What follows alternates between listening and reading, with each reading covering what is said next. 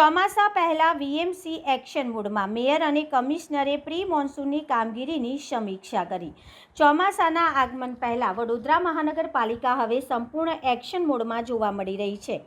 શહેરમાં વરસાદી પાણીના નિકાલ અને પ્રી મોન્સૂનની તૈયારીઓની સમીક્ષા કરવા માટે આજે મેયર અને મ્યુનિસિપલ કમિશનર ખુદ મેદાનમાં ઉતર્યા હતા।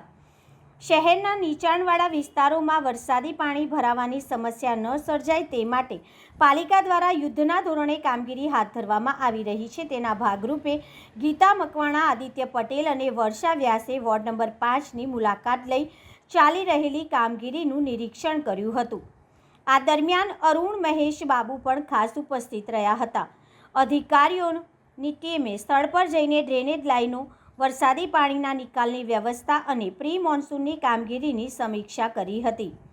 નિરીક્ષણ દરમિયાન મેયર અને કમિશનરે સંભવિત વિભાગના અધિકારીઓની કામગીરીમાં વધુ ઝડપ લાવવા, ગુણવત્તા જાળવવા અને ચોમાસા પહેલાં તમામ મહત્વપૂર્ણ કામો પૂર્ણ કરવા માટે જરૂરી સૂચનાઓ આપી હતી। પાલિકા તંત્રનું કહેવું છે કે આગામી ચોમાસા દરમિયાન શહેરમાં પાણી ભરાવા જેવી સમસ્યાઓ ટાળવા માટે તમામ જરૂરી તૈયારીઓ કરવામાં આવી રહી છે, જેથી નાગરિકોને કોઈપણ પ્રકારની મુશ્કેલીનો સામનો ન કરવો પડે।